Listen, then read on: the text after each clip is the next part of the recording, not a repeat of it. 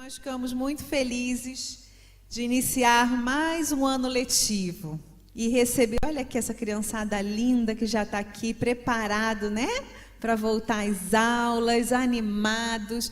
E nós também estamos muito animados em receber vocês e muito felizes. Eu sei que aqui tem famílias que estão retornando e famílias que estão ingressando no Mackenzie. E a todos a gente deseja um ano maravilhoso, né? De muito aprendizado, de muita alegria para todos nós aqui.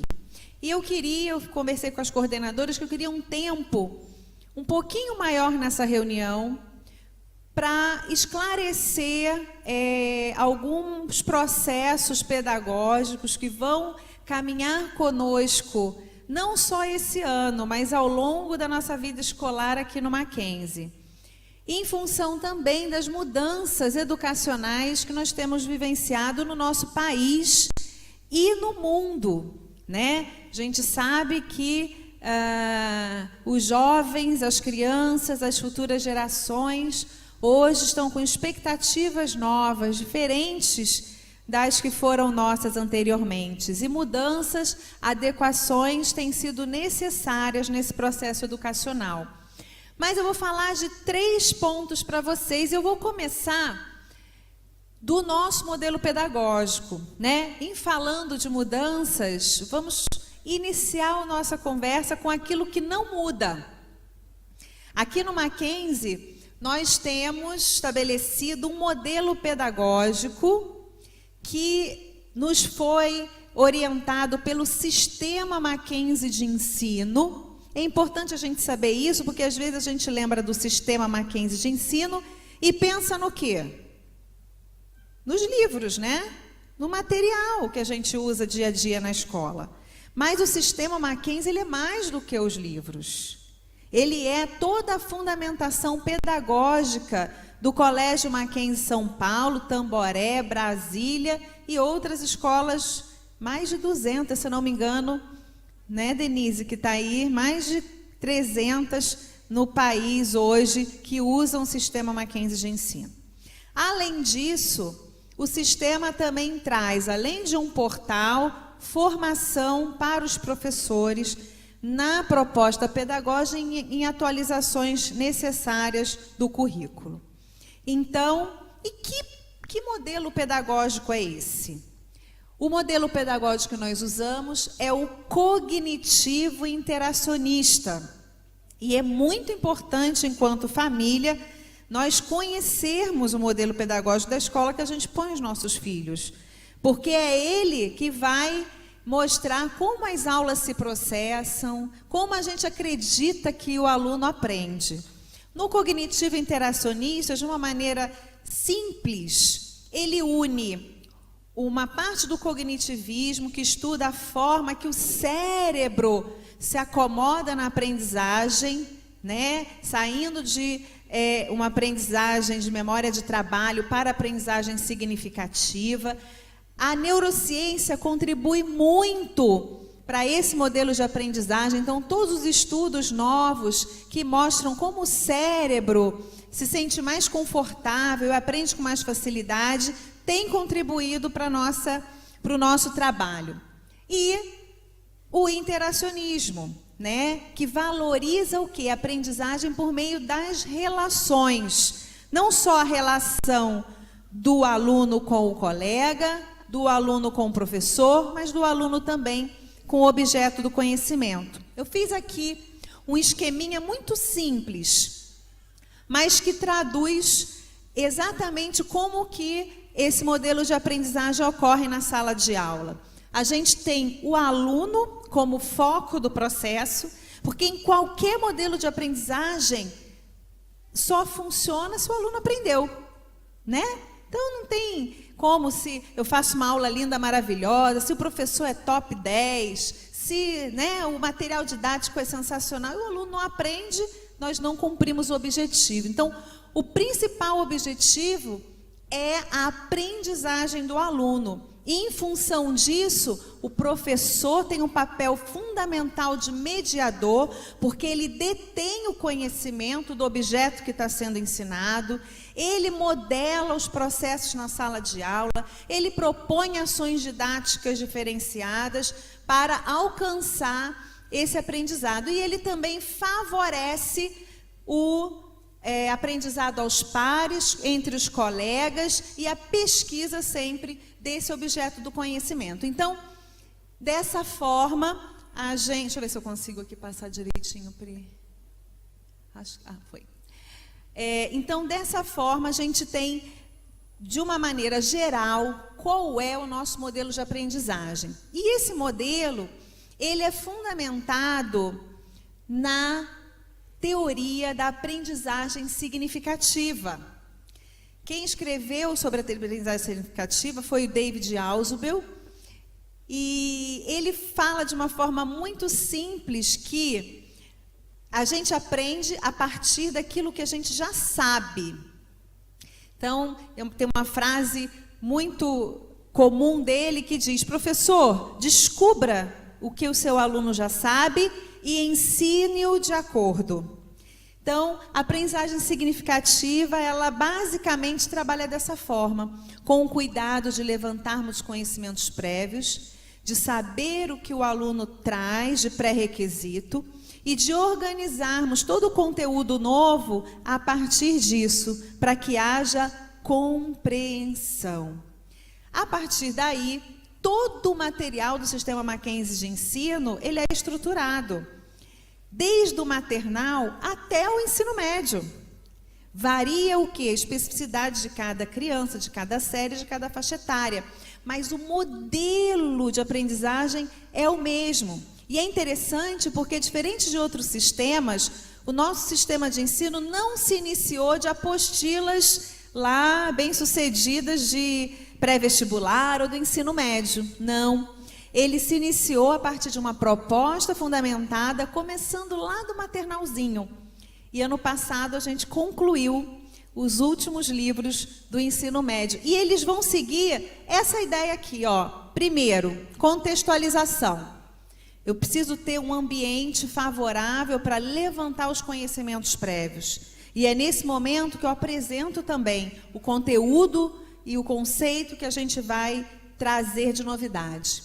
Depois, eu preciso experimentar esse conceito, vivenciar isso com o meu aluno. E é aí que as múltiplas possibilidades, tanto de tecnologia, de metodologias ativas, ajudam nessa aula mais dinâmica, onde o aluno trabalha, não fica passivo, recebendo apenas o conhecimento. Depois, tem uma etapa que é muito singular nesse método.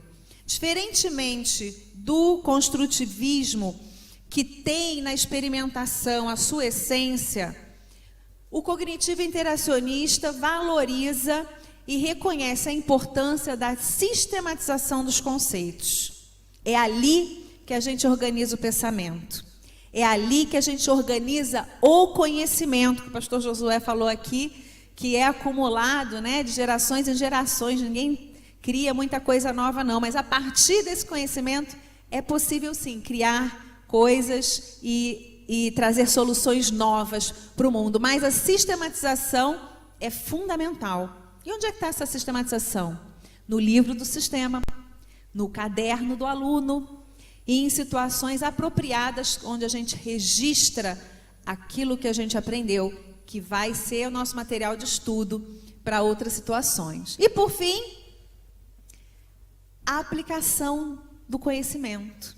A gente só aprendeu realmente de maneira significativa se eu aplico aquilo em novas situações, em situações que eu não tinha visto ainda. Pode ser até uma situação de vida, em casa, ou em outras atividades propostas pelo professor, diferenciadas da apresentada no primeiro momento de experimentação.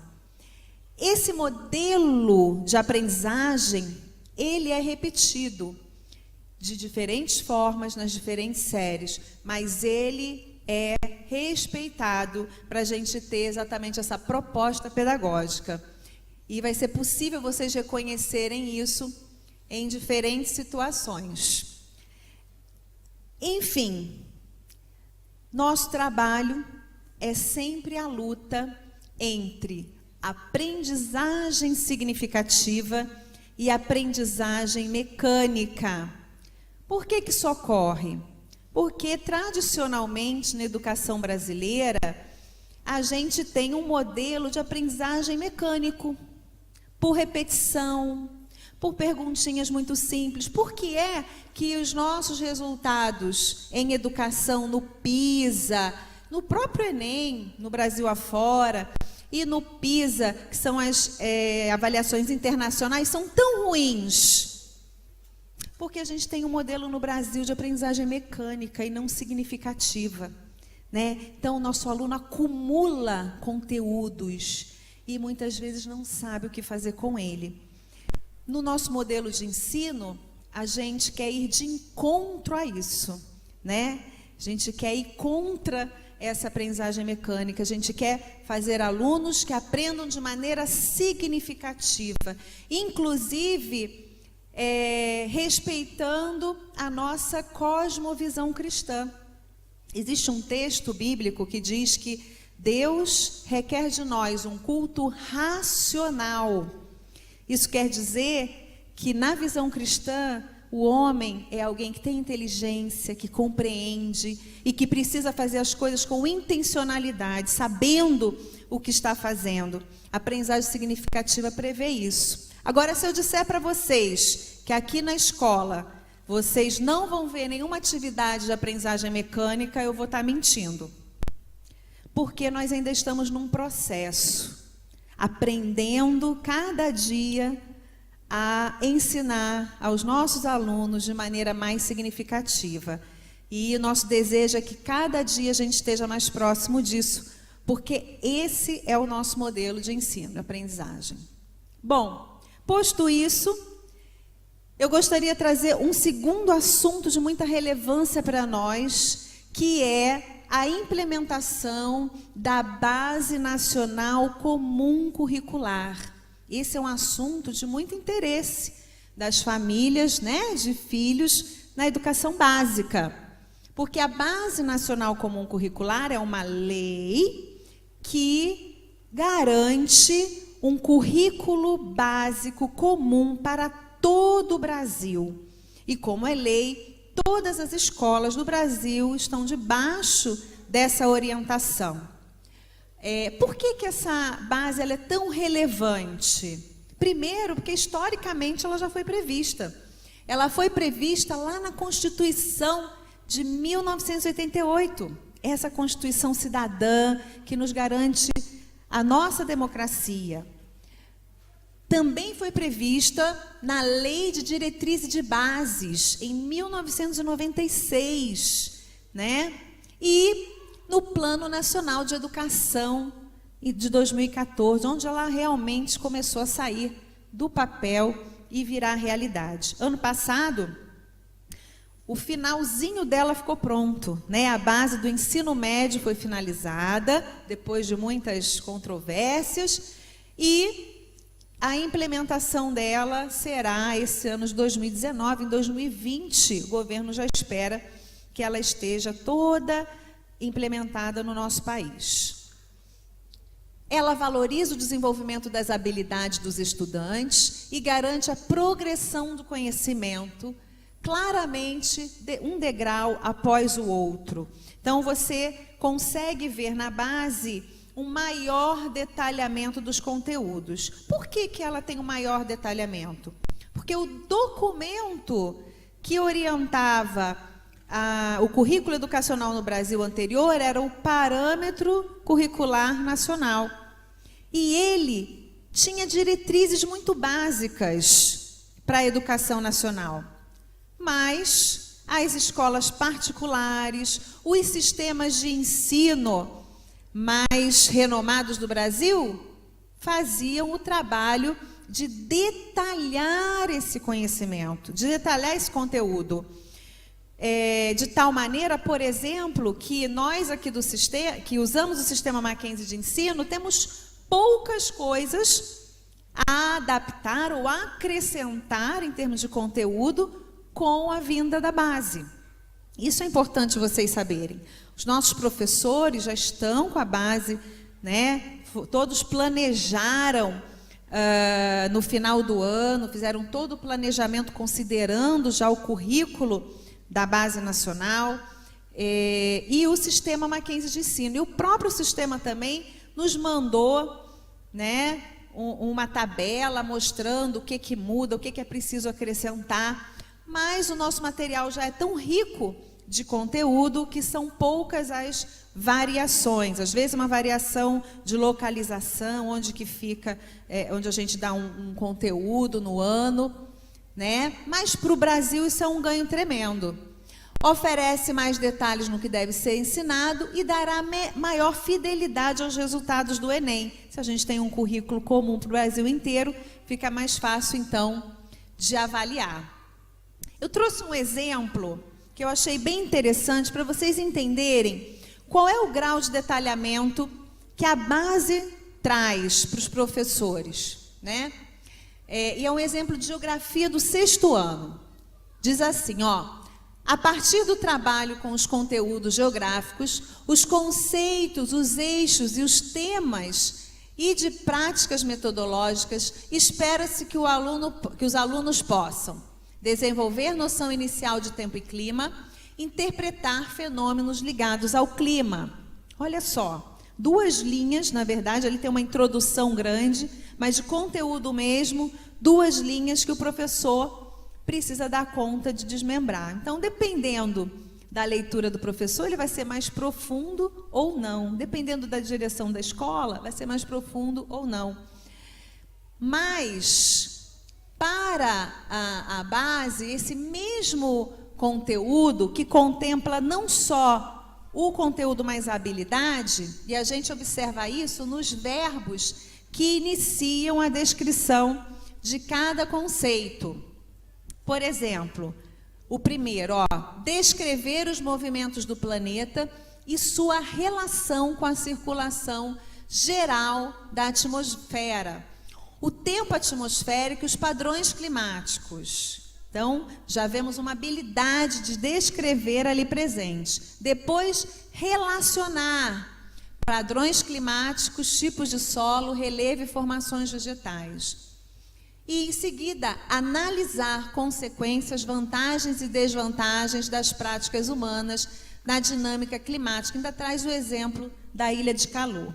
Então, você vê o crescimento que tem aí de detalhamento e a atenção para que o nosso aluno não seja só um retentor de conteúdo, mas que ele crie habilidades ao aprender esses conceitos.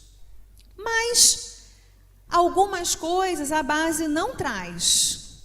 A primeira delas é o grau de complexidade nas questões. Dos problemas dos alunos no Brasil nessas avaliações é exatamente não compreender perguntas um pouco mais complexas do mesmo conteúdo. Mas o que você faz com esse conteúdo é normalmente a limitação do aluno no Brasil, não só das escolas públicas, mas das particulares também. E esse trabalho é um trabalho realmente que o professor precisa desenvolver ao trazer as atividades, ao fazer uma avaliação. E é papel da escola formar esse professor, capacitar esse professor para fazer esse trabalho. O Mackenzie, ano passado, em 2018, investiu bastante, tanto em tempo, né? Os nossos professores vieram aí, participaram de muita capacitação, tanto na área de tecnologia, como avaliação, como da própria BNCC, para estarem capacitados a desenvolver esse trabalho. Eles já fazem isso, mas vão fazer isso com mais excelência ainda, tá? E a base também não determina a metodologia nem a proposta pedagógica da escola. Isso, quem prevê é a escola, que tem total liberdade para isso. Por isso, o nosso modelo de ensino não vai mudar. E o terceiro ponto que eu queria trazer para vocês, diante aí dessas mudanças, é o nosso modelo de avaliação. No ano passado, nós já experimentamos um pouco uma avaliação formativa, exatamente para a gente não ficar sempre restrito ao conteúdo, à aprendizagem do conteúdo em si, mas como que o aluno flexibiliza isso, em que situações ele sabe usar esse aprendizado. E aí nós implementamos a avaliação formativa. Este ano, nós fizemos demos uma lapidação aí no processo e continuaremos com a avaliação formativa, mas todo o processo de avaliação vai seguir 3 diretrizes básicas. E é importante a gente saber, para a gente também ajudar os nossos alunos a entenderem isso. Primeira diretriz: foco na aprendizagem dos conceitos. Então, as avaliações que serão apresentadas aos alunos, elas tendem a identificar se os conteúdos são assimilados pelo aluno de maneira significativa, né? Não só se ele memoriza e esquece depois da prova, mas se ele está conseguindo aprender de maneira significativa. O segundo foco é na aplicação do conhecimento. Observar se o processo de aprendizagem, contemplando o desenvolvimento de habilidades e de competência nos alunos, tem alcançado os critérios pré-estabelecidos. Então, será que o aluno está realmente desenvolvendo habilidades e competências com esse aprendizado? E por último, foco na valorização do saber. Então, a gente quer ver no aluno a frequência e a intencionalidade dos estudos, né? Então, o que a gente observa? Que muitas vezes a prova, a avaliação no nosso meio é entendido como algo que traz medo, que traz insegurança, que a gente nunca está preparado, porque só deixa para estudar lá no último, pertinho, no dia anterior da prova, né? Então, o nosso objetivo com essa mudança nas avaliações é que o aluno construa um modelo de estudo frequente, organizado, que não deixa acumular, né? E que isso ele leve para a vida escolar dele toda, desde o primeiro aninho do fundamental até o ensino médio.